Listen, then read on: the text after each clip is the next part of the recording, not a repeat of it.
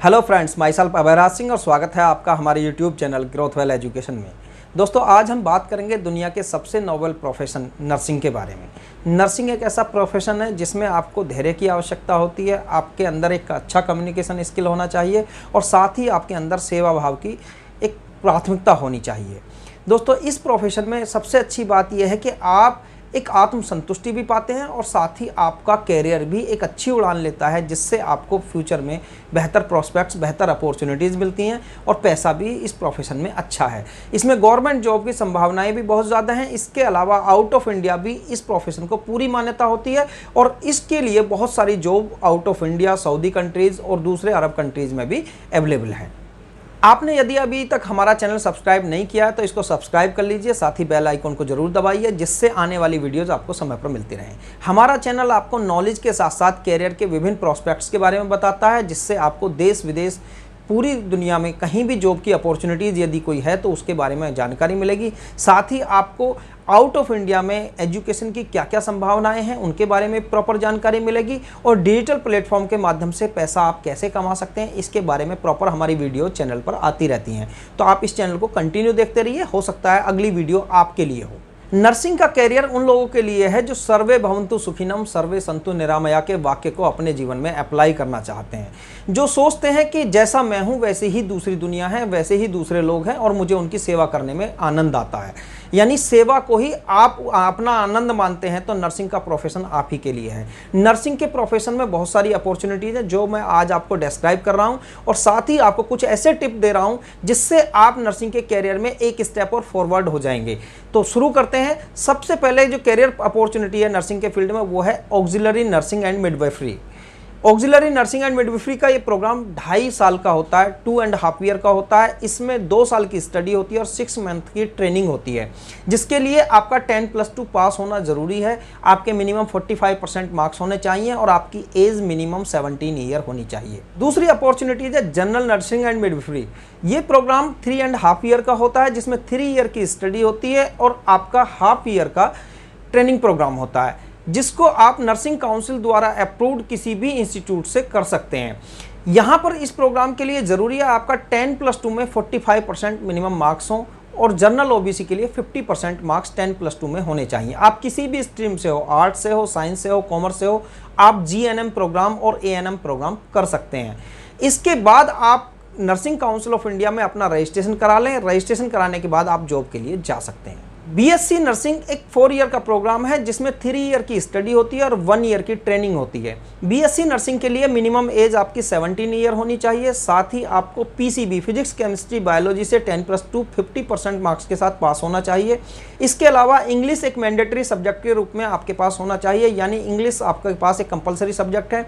दूसरा, यहाँ पर आपका ओवरऑल एवरेज पासिंग मार्क्स 50% से अबोव हों, यानी सभी सब्जेक्ट के टोटल मार्क्स आपके 50% से अबव हों।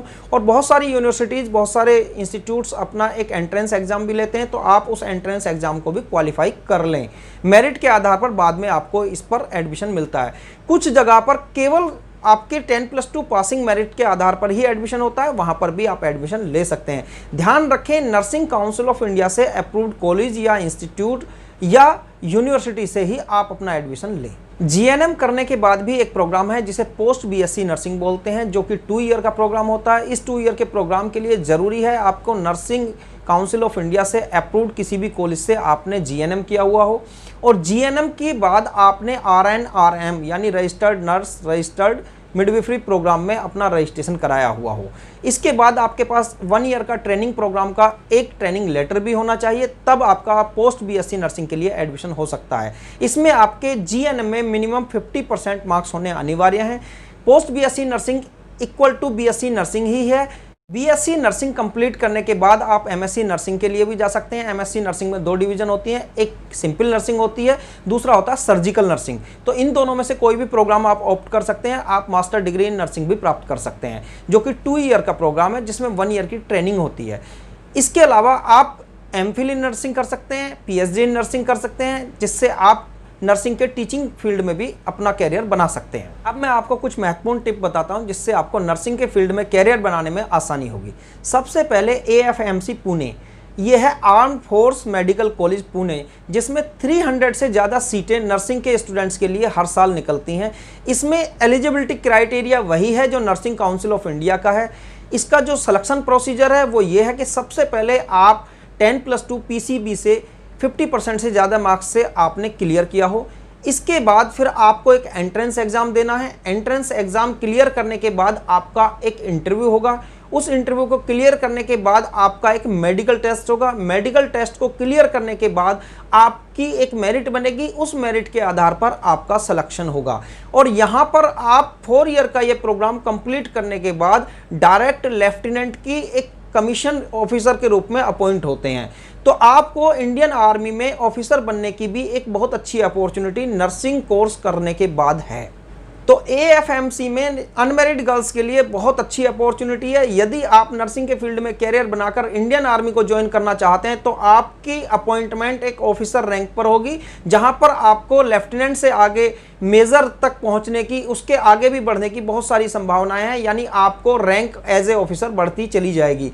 तो बहुत अच्छी अपॉर्चुनिटीज़ है, आप इसको भी ऑप्ट कर सकते हैं। दूसरी अपॉर्चुनिटी है, यदि आप जर्मन लैंग्वेज में C सर्टिफिकेट क्लियर कर लेते हैं तो आपको जर्मनी की government free of cost scholarship देती है, जिसमें आपको नर्सिंग का पूरा कोर्स फ्री कराया जाता है। सिर्फ आपको लॉजिंग और फूडिंग का खर्चा होता है। यानी आउट ऑफ इंडिया भी आपकी स्टडी की अपॉर्चुनिटी बहुत अच्छी है यदि आप जर्मन लैंग्वेज में C सर्टिफिकेट क्वालिफाई कर लेते हैं। ये मैंडेटरी है वहाँ की गवर्नमेंट की स्कॉलरशिप पाने के लिए। नर्सिंग क्षेत्र में अपॉर्चुनिटीज़ की बात करें तो नर्सिंग क्षेत्र में आपका कैरियर शुरू होता है as a staff nurse, as a research nurse, nurse administrator. बहुत सारी अपॉर्चुनिटीज़ होती हैं नर्सिंग के फील्ड में। इसके अलावा आप एक स्पेशल केयर टेकर के रूप में भी किसी को होम सर्विस दे सकते हैं। आप बहुत सारी ऑर्गेनाइजेशंस में जॉब कर सकते हैं, जैसे इंडियन रेलवे है, ONGC है। इसके अलावा गवर्नमेंट के बहुत सारे हॉस्पिटल्स हैं जहां पर नर्सिंग के फील्ड को बहुत ज़्यादा अपॉर्चुनिटी मिलती है।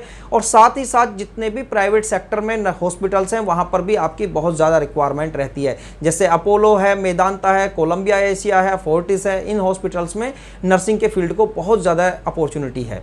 दोस्तों ये वीडियो आपको कैसा लगा आप मुझे कमेंट में जरूर लिखिए। इसके अलावा यदि आपको ये वीडियो पसंद आया तो इसको लाइक जरूर करें, दोस्तों के साथ शेयर करें। हो सकता है किसी दोस्त की इस फील्ड में कैरियर बनाने में ये वीडियो सपोर्ट करे। और यदि आपने अभी तक मेरा चैनल सब्सक्राइब नहीं किया तो इसको सब्सक्राइब जरूर कर लीजिए, क्योंकि आने वाले टाइम में मैं आपको ऐसी वीडियोज़ कंटिन्यूस देता रहूँगा।